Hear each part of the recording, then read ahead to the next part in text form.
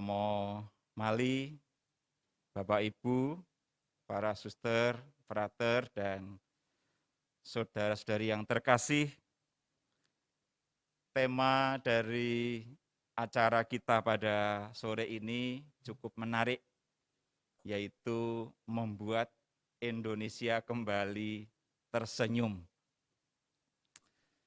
Saya menduga pemilihan tema ini tidak lepas dari kehidupan kita saat ini yang memang sedang menderita, bahkan banyak yang menangis. Pertama, tentu adanya bencana non-alam, pandemi COVID-19 yang sudah melanda negeri kita pada khususnya hampir 2 tahun. 9 Maret nanti itu 2 tahun kita diserang oleh COVID. Dan hari-hari ini orang yang menangis dan menderita itu semakin banyak dengan kembalinya COVID-19 Omikron yang menular terlalu cepat, bahkan dalam hitungan hari puluhan ribu bertambah. Ini menjadi penderitaan semua orang karena COVID ini juga melanda berbagai dimensi kehidupan, ekonomi, sosial, budaya, politik, tak ada yang lepas dari cengkeraman COVID-19. Kita juga mengalami bencana alam. Akhir-akhir ini kita melihat tanah longsor, banjir, gunung meletus. Ini juga membuat banyak orang menangis dan bersedih. Tidak hanya kehilangan harta benda, tak sedikit pula yang kehilangan sanak saudara. Yang ketiga adalah bencana kemanusiaan. Di tengah maraknya bencana non-alam dan bencana alam itu, kehidupan kita bersama masih dilanda dengan bencana kemanusiaan. Yang saya maksud di sini adalah kita masih melihat orang-orang yang tidak memiliki hati di tengah bencana ini. Di tengah orang menderita dalam berbagai macam hal, kita masih melihat KPK menangkap banyak orang dengan memakai baju orange. Mereka ini adalah orang-orang yang memberikan tragedi kemanusiaan bagi kita. Lebih dari itu juga di media sosial, di tengah penderitaan yang sudah bertumpuk-tumpuk ini, kita juga dihadapkan pada sampah-sampah berita tentang kebencian, saling hujat, saling maki, dan itu semua adalah menusuk sisi kemanusiaan banyak orang. Banyak orang tersakiti, banyak orang menderita, dan tentu membuat banyak orang juga bersedih. Dalam konteks inilah kehadiran kita, paguyuban wartawan Katolik, dalam perspektif iman kita diajak untuk memberikan penghiburan. Dengan penghiburan itu, harapannya kehadiran kita bisa membuat banyak orang, siapapun itu, bisa kembali tersenyum, bahkan tertawa, untuk kembali melanjutkan kehidupan. Meskipun saya juga yakin dan sadar bahwa kita semua ini juga termasuk orang-orang yang sedang menangis juga. Orang-orang yang sedang berduka juga karena juga terkena imbas bencana itu. Tetapi kita punya kelebihan. Kelebihannya apa? Kelebihannya adalah kita punya K, kita punya kata Katolik. Itulah yang membedakan kita. Dengan kata Katolik kita memiliki iman. Memiliki iman berarti kita memiliki Tuhan yang kita yakini, kita percayai akan selalu membantu, mengajak kita untuk kembali bangkit. Bahkan kita selalu ingat ketika kita menderita itu, ingat dengan sabda Tuhan yang mengatakan, datanglah kepadaku kamu semua yang letih, lesu, dan berbeban berat. Kita sebagai orang beriman ketika menghadapi aneka bencana ini tidak sendirian.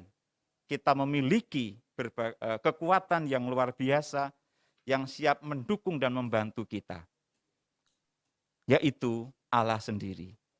Nah, dengan kekuatan Allah itu apa yang bisa kita lakukan? Saya ingin menawarkan 2 permenungan saja. Yang pertama adalah sebagai insan pers ataupun sebagai pewarta, sebagai wartawan, kita diajak untuk melaksanakan perintah Yesus pada bagian akhir dari Injil tadi, yaitu pergilah ke seluruh dunia, beritakanlah Injil kepada semua makhluk. Kita diajak untuk memberitakan Injil sebagai insan pers ataupun wartawan. Artinya apa memberitakan Injil?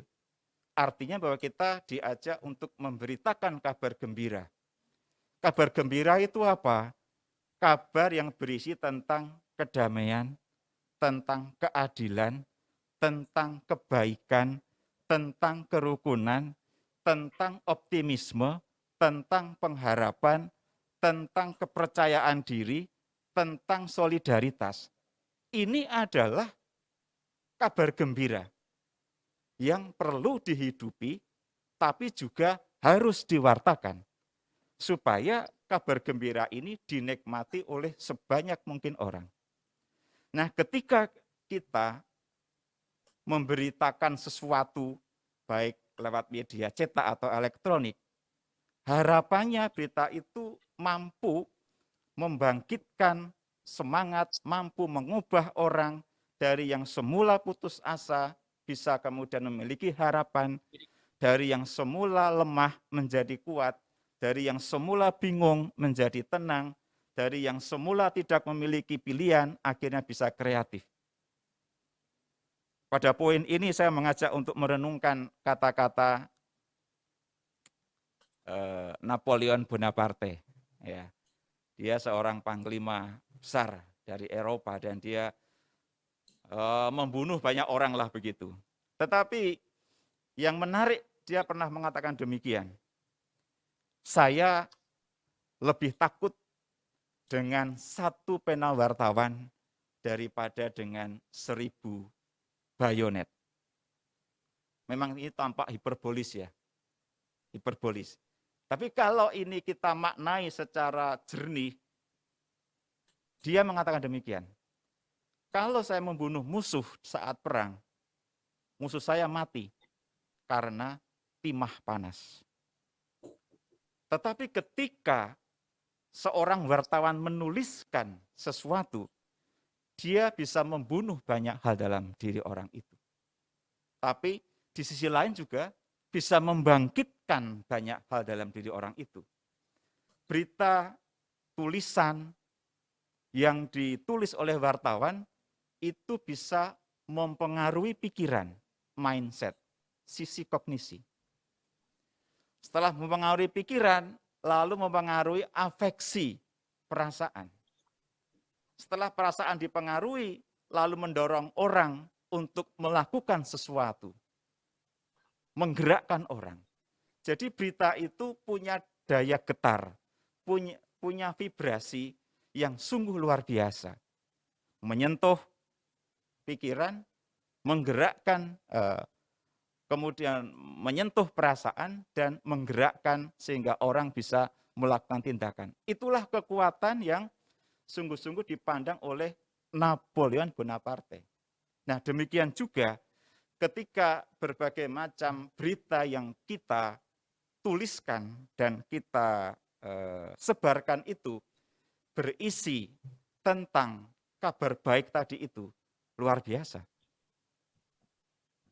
Bisa mengubah pikiran banyak orang, bisa menggerakkan banyak orang untuk berbuat baik, untuk bersolider, untuk melakukan hal-hal yang positif. Menurut saya ini akan membuat relasi setiap pribadi, relasi manusia dengan sesamanya kembali raket, kembali dekat setelah agak jauh karena ada pandemi atau karena konflik. Juga relasi manusia dengan alam juga baik. Manusia mulai memperhatikan alam sehingga bencana alam tidak lagi muncul dan sebagainya. Nah, ketika relasi ini tertata kembali karena berita-berita kita, disitulah sebenarnya senyum itu muncul. Disitulah sebenarnya hidup yang menggeliat itu tampak. Maka Poin pertama ini, mari kita wartakan kebaikan, wartakan keadilan, wartakan kerukunan, wartakan harapan, supaya kehadiran kita itu betul-betul bisa membawa dampak positif untuk siapapun juga. Itu yang pertama. Poin yang kedua, ketika kita mewartakan Injil, mewartakan kebenaran dan kebaikan lewat berita-berita kita, maka di saat yang sama kita bisa mengatakan bahwa wartawan itu memang profesi. Tetapi lebih dari itu, wartawan adalah sebuah kesempatan di mana kita mewujudkan iman. Kata Yakobus, iman tanpa perbuatan adalah mati. Iman wartawan itu mewujud dalam tulisan. Iman wartawan itu mewujud dalam berita. Ketika berita, ketika tulisan itu sungguh-sungguh bisa menggerakkan orang, maka pribadi yang buat berita itu juga bisa kelihatan kualitasnya.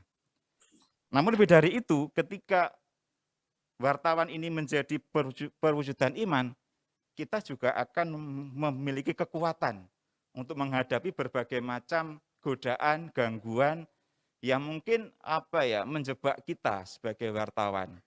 Saat ini kita dihadapkan dengan masalah ekonomi yang begitu sulit, hidup yang berat. Tentu ada banyak sekali tantangan, banyak sekali jebakan, banyak sekali tawaran-tawaran yang kalau tidak kita kuat imannya bisa menggiurkan kita bisa kemudian mengkhianati kode etik jurnalistik misalnya begitu. Namun ketika kita menyadari bahwa profesi ini adalah wujud iman kita, maka dalam keadaan sesulit apapun kita tetap menjadi pewarta kabar baik, bukan pewarta kabar bohong, bukan pewarta kabar provokatif, tapi menjadi pewarta kabar baik bagi semua. Nah, poin kedua ini saya mengajak untuk belajar dari Santo Paulus.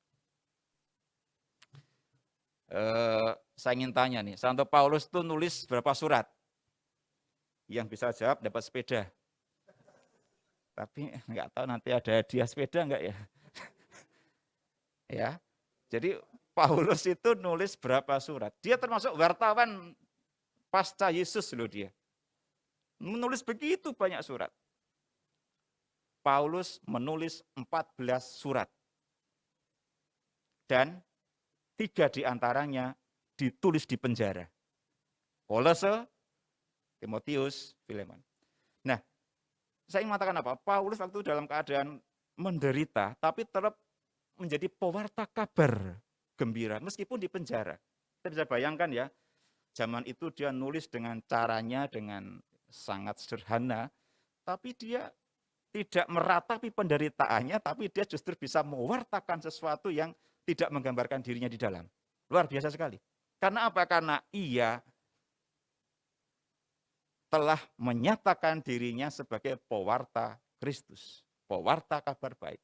Maka mau ada badai apapun, mau ada tawaran apapun, mau ada bencana apapun, ya sebagai wartawan tetap konsisten mewartakan Kristus seperti Paulus yang juga konsisten menulis untuk jemaatnya sampai 14 surat.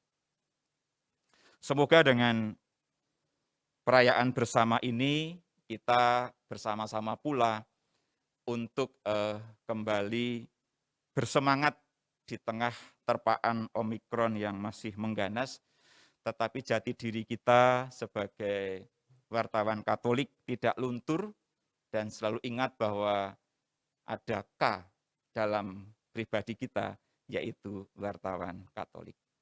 Kemuliaan kepada Bapa dan Putra dan Roh Kudus, seperti pada permulaan, seperti pada sekarang, permulaan, sepanjang segala abad. selalu dan sepanjang segala abad. Amin.